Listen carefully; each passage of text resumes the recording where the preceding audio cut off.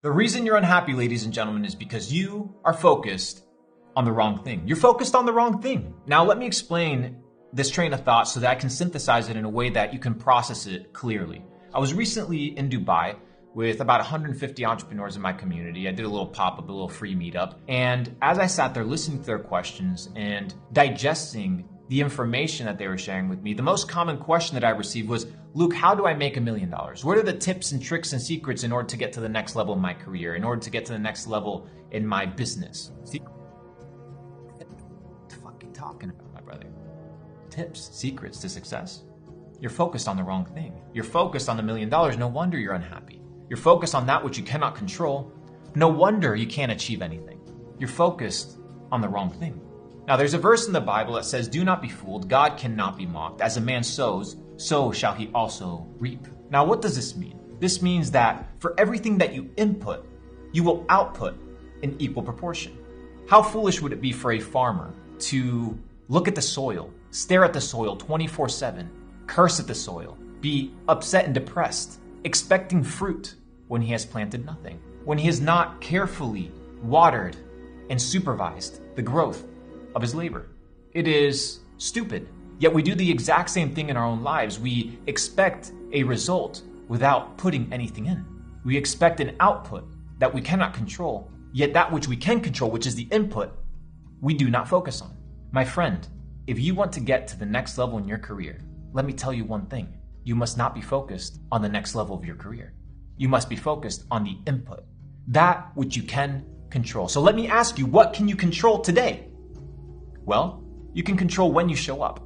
You can control how much you work. You can control the quality of your labor. You can control the quality of your relationships. You can control what you input into your ears, what you input into your mind. But nobody wants to focus on that because it's too laborious. It requires too much patience. My friend, patience is bitter, but its fruit is sweet.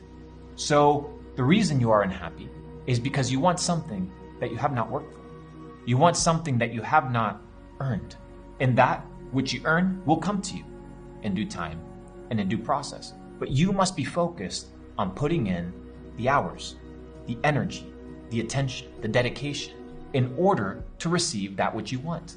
You look at the podium and you look at these champions receive trophies and medals and you assume that they just landed there.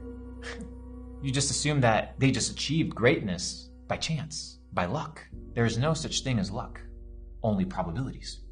So as you increase your input, you increase your probabilities.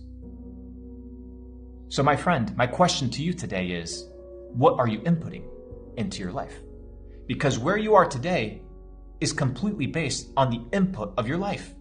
Period. There is no debating on this thought. It's very simple. Isaac Newton said it. For every action, there's an equal and opposite reaction. So that which you input, you will receive in equal proportion. It's very straightforward. It is a universal law, and these universal laws are unflexible. They are unbendable. You cannot get past them. The process is the prize. The pursuit of becoming is the prize. Once you achieve that which you wanted to achieve, you will look back at the process and realize that who you became in that season was a lot better than what you achieved. Because we're so easy to desire what others have. We're so easy to daydream as to what we want and what we deserve. But when you can stop living in the future, which you cannot control, it's an elusive construct of reality, a fabric of our imagination, and you sober up to reality and focus on the input of what can you do today, right now, in order to maximize your chances of a future that is beneficial to you. Then, my friend, then and only then will you become happy. Will you become a person that lives in a state of equanimity? So I ask you again, what are you inputting? In your mind, in your ears, through your eyes, through your relationships, through your work, through your dedication? Do not be fooled. God cannot be mocked. That which a man sows, so shall he also reap. Walk with power, walk with truth.